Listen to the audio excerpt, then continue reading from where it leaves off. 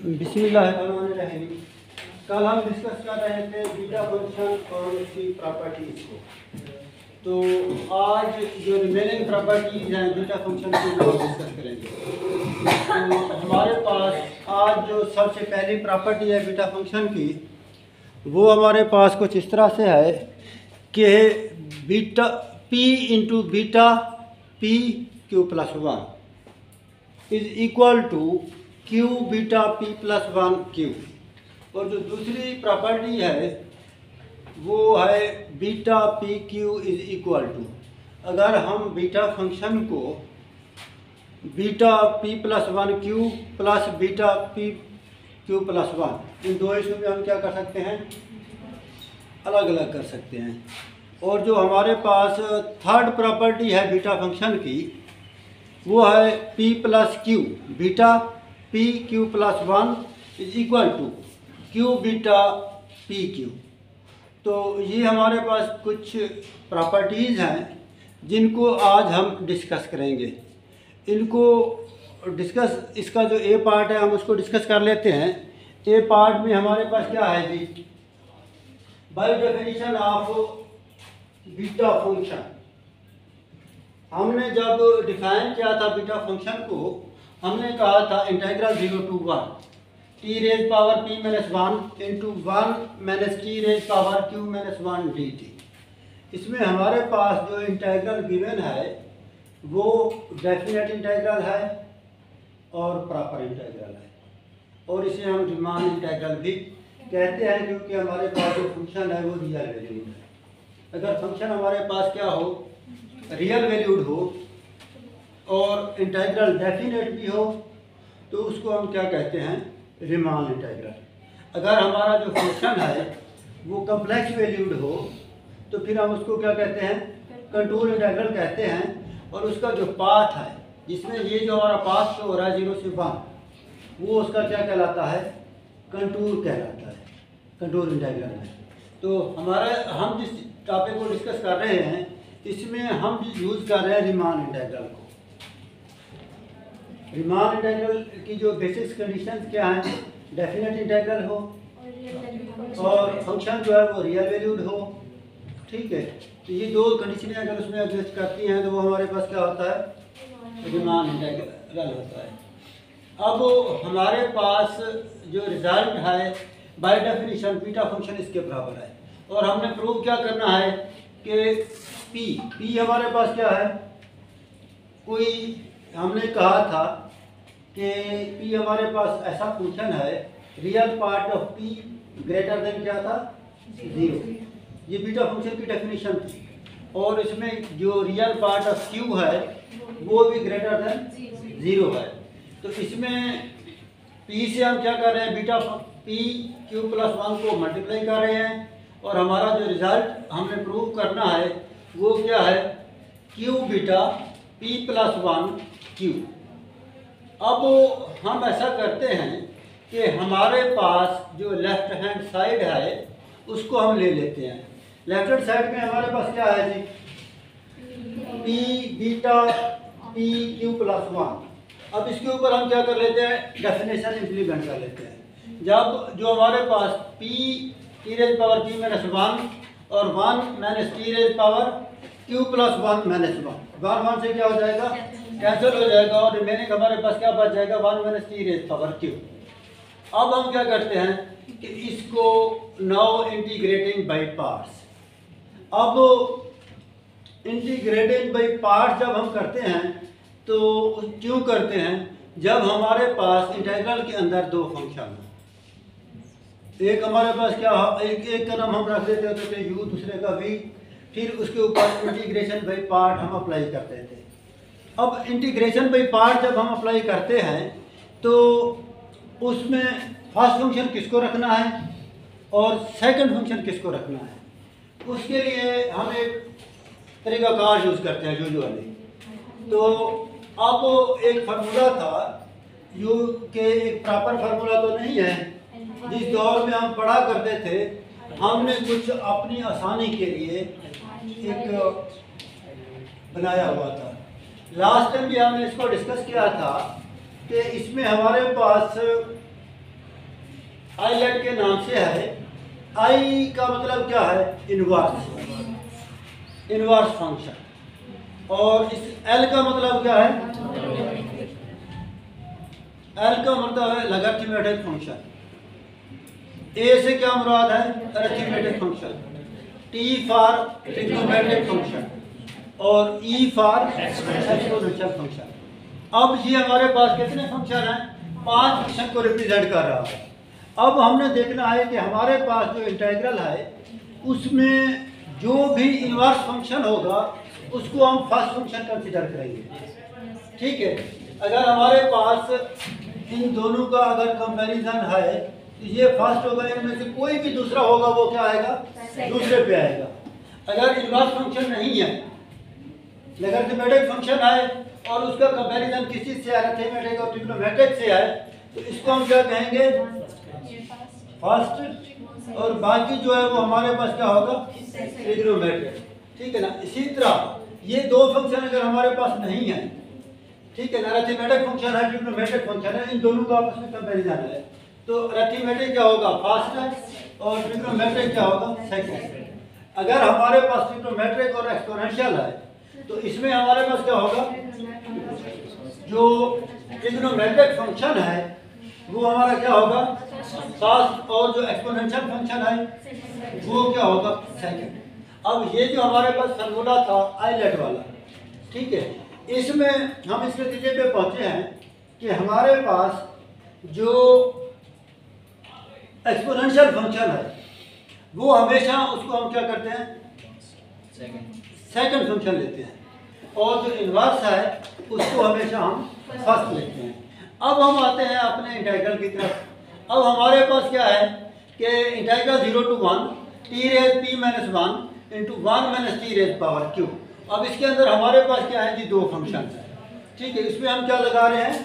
Integration by part. जब हम integration by part लेते हैं तो उसमें हम क्या कहते हैं कि हमारे पास, अगर आप गौर करें, आप में से किसी को आता है इंटीग्रेशन बाय पार्ट में उसका जो फार्मूला है? इंटीग्रेशन बाय पार्ट का फार्मूला क्या है? First function integration of minus क्या होता है? डायग्राम। तो ठीक है, इसका मतलब यह है कि आप लोगों को इंटीग्रेशन बाय पार्ट का ऑलरेडी थोड़ा बहुत आइडिया है, लास्ट में हमने लेक्चर में डिस्कस किया था। तो इसमें हमारे पास क्या था जी? T raise power p। ठीक है, टी रेज़ पावर p का हमने क्या ले लिया? ये बेसिकली हमारे पास कौन सा फंक्शन था? T raise power p। इसको हम कौन सा फंक्शन कहेंगे? ठीक है, ठीक है। अब आप लोगों ने मुझे, आप लोगों को एक असाइनमेंट है कि कल आप लोगों ने मुझे एक एग्जांपल देनी है कि ये हमारा इनवर्स फंक्शन है, ये लॉगरिथमिक फंक्शन है, ये अरिथमेटिक फंक्शन की एग्जांपल है, ये ट्रिग्नोमेट्रिक फंक्शन है और ये एक्सपोनेंशियल फंक्शन है, ताकि आप लोगों को क्लियर हो जाए और फिर हम इसको दोबारा कल डिस्कस करेंगे। तो ये असाइनमेंट आप लोग नोट कर लें। एक एक एग्जांपल आप लोगों ने, कल मैं आप लोगों से पूछूंगा कि आप लोग क्या करते हैं।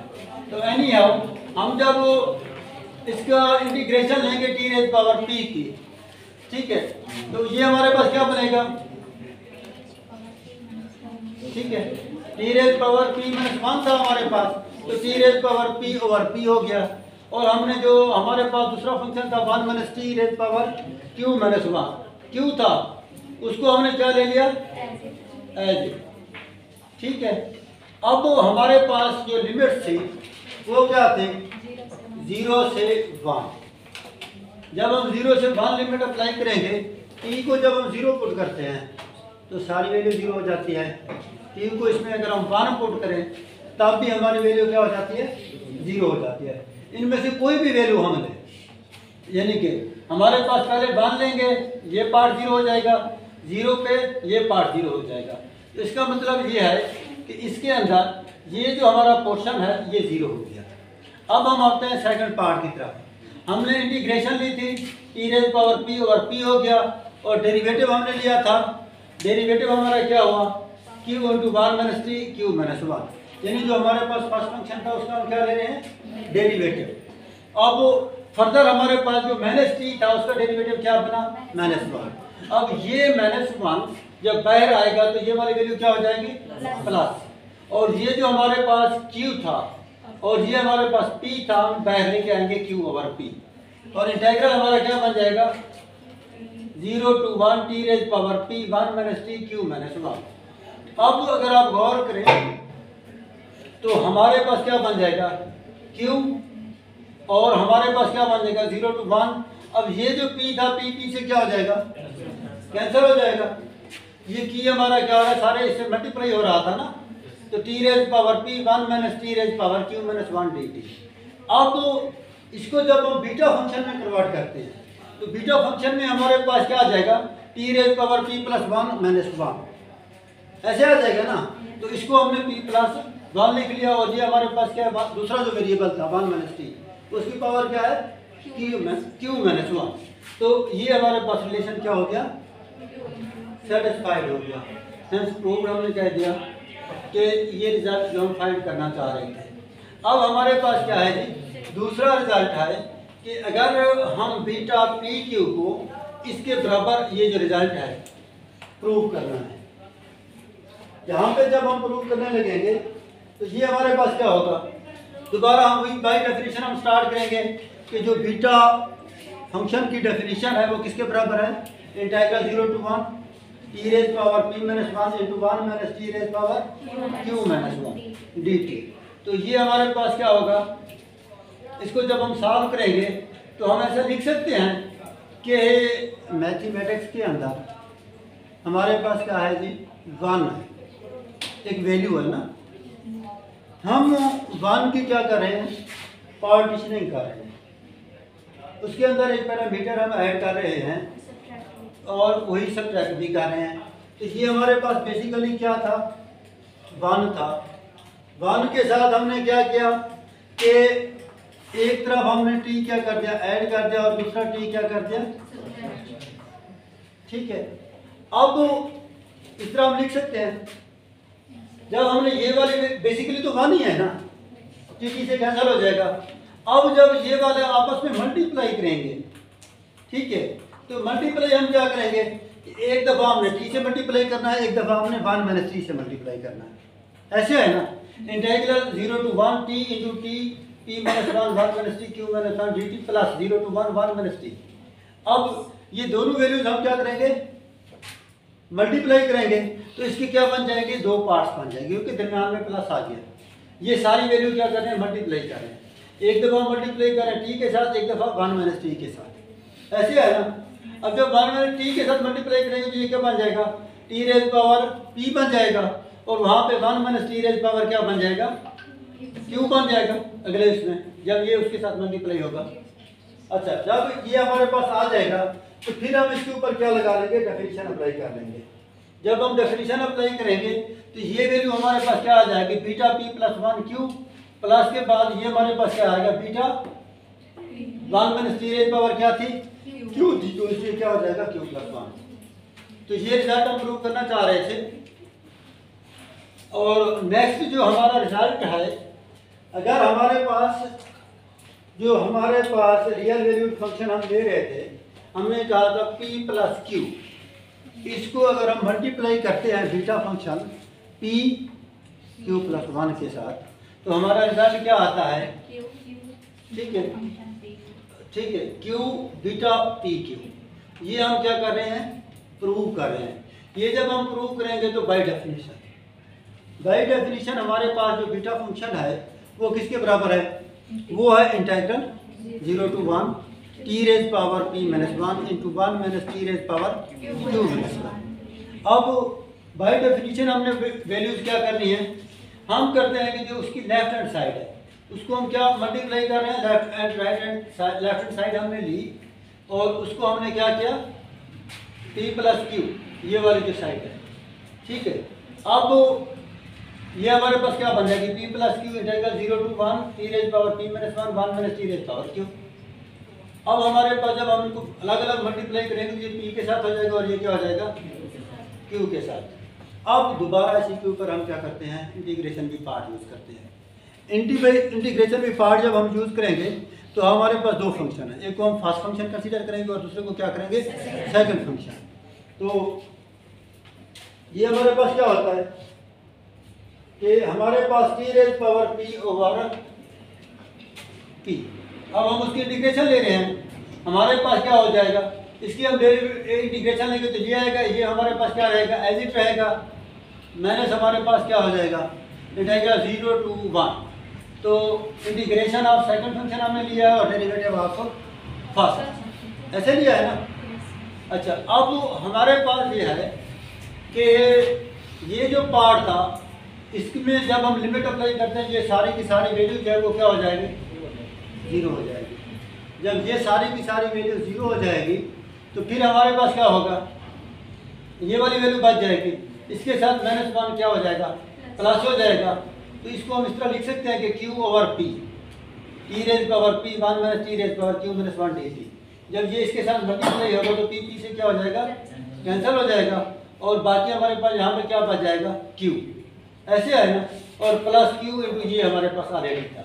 तो हम क्या करते हैं कि उसके साथ भी q का मल्टीपल है और इसके साथ भी q का मल्टीपल है, तो हमारे पास क्या वैल्यू बन जाएगी,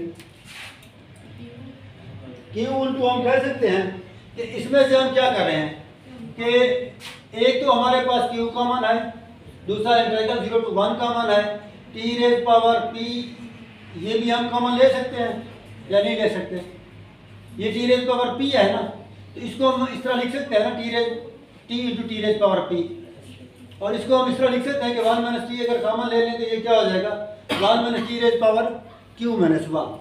तो ये वैल्यूज जब हमने कॉमन ले ली हैं, ये सारी वैल्यूज कॉमन आ गई, तो बाकी यहाँ से हमारे पास क्या बचेगा, टी, और यहाँ से हमारे पास क्या होगा, 1 माइनस टी, टी और 1 माइनस टी, टी के साथ क्या हो जाएगा, कैंसिल हो जाएगा, और रिमेनिंग हमारे पास क्या बच जाएगा, integral 0 to 1 T raise power p minus 1 into 1 minus T raise power q minus 1 dt। और यही वैल्यू हम क्या करना चाह रहे थे, प्रूफ करना चाह रहे थे।